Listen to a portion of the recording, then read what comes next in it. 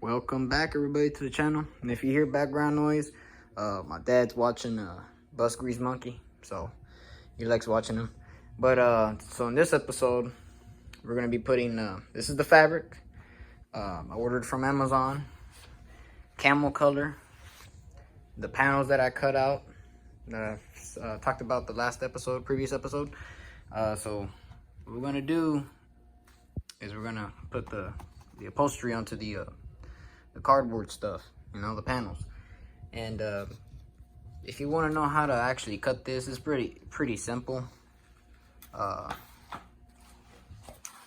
put this kind of back in there, So the way I based it off is basically you cut your edge there because you don't need that.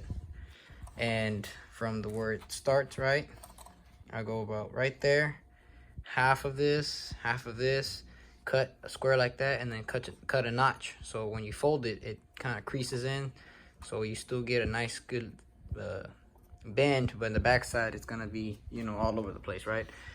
All the way up here, right, halfway, and then up here halfway as well. Kind of even it out between there and the bottom, and that's how you cut your upholstery for panels. It goes for anything, leave it a good what, half an inch maybe. The reason I'm doing it like this because it looks uniform, looks even and uniform, instead of kind of like right here or something. I want it to look where it's matching good. So that's the way I'm gonna be doing it.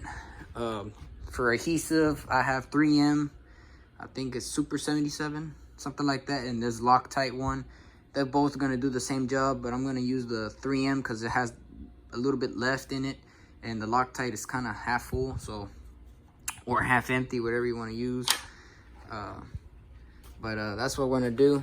But for instance, it's gonna go like this, right? Flip it around,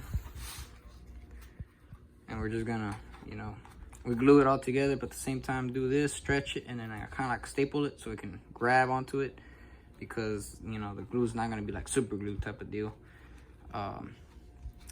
But yep, can't do it with two hands, so I'm just gonna tell y'all how I'm gonna do it, and then afterwards, after we do this first one, we show you how we did it here. So let me go get some of those staples, and then we'll cut you right back. All right, welcome back to the second part. Finally got them all mounted, screwed on, whatnot. Hope that that light doesn't bug y'all there. So that's the end product. So what I used to hold these down, I used the screws instead of self-tappers, because the self-tappers that I used are too short, and with the material on it, adds space, and I don't have any long self-tappers. So what I used was screws, all thanks to Harbor Freight, from that little box here. I'll tell you exactly which one I used. But since it wasn't gonna be enough to complete the whole entire back portion, there wasn't gonna be enough screws, so I used some that we had here in the shop, but they were relatively the same kind of threads, so that's the ones that we used. See, 13 piece, we wouldn't have made it because I need at least 20. So I used some of those, but I used the ones that, like I said, we have here in the shop, which are literally like they're big head ones. So a good example would be, this is the Harbor Freight one, and then this one's the one that we have here in the shop. So different size heads, but they're the same thread.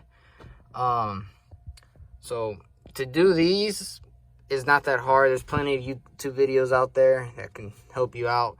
But all I did with the boards or the panels, cut them out, spray the glue on there, and the directions are on the bottle. Should be easy.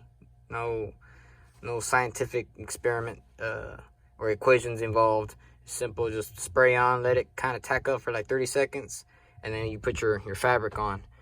And then I do recommend, though, just like my dad told me when he gave me a tip on these edges here, these corners. When you fold them in twice, put a staple. 1/8 of an inch is a perfect staple, but the Walmart didn't have any, so we used the 1/4 inch, and still it didn't penetrate the other side, but it still hold this little portion here. So on the corners, when you double wrap, the glue's not gonna be enough, so you staple it, and that's how you make this perfect corners. And then right here with these openings, what you do is you kind of insert something to cut it first, and then with the scissors you just go straight line, for instance, like here to here, straight line, and then make 2 lines this way like a triangle. Same thing down here. And what that does is when you fold it, it will still keep the creases, but it will be able to keep, like I said, you'll be able to crease this and make it look good, and still be able to, you know, bend it back. So all around we got it done, and the side, and then where the seat bow goes.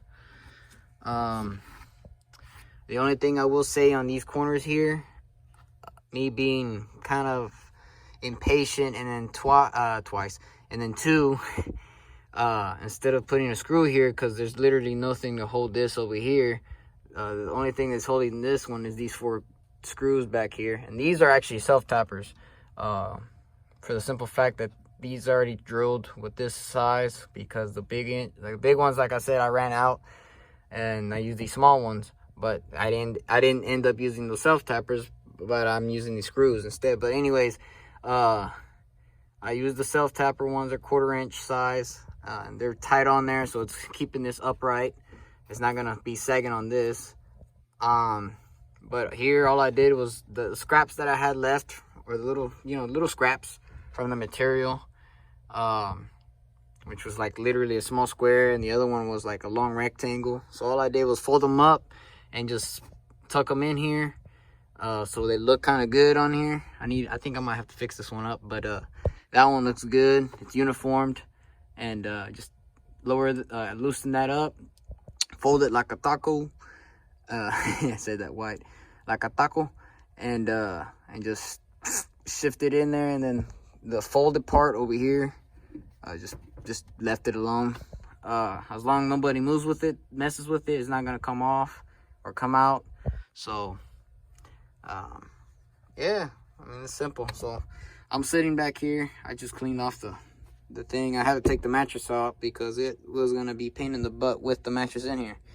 So what I'm gonna do is have my girlfriend help me put the mattress back in, so y'all can see the end result, and so I can finish up this video and also go home, because I'm tired. So let me quickly do that, and we'll bring you back to the end result. All right, so let me just wrap this video up. We got the mattress in, and this is the seats all the way forward and everything. We both fit back here, so that's a good thing.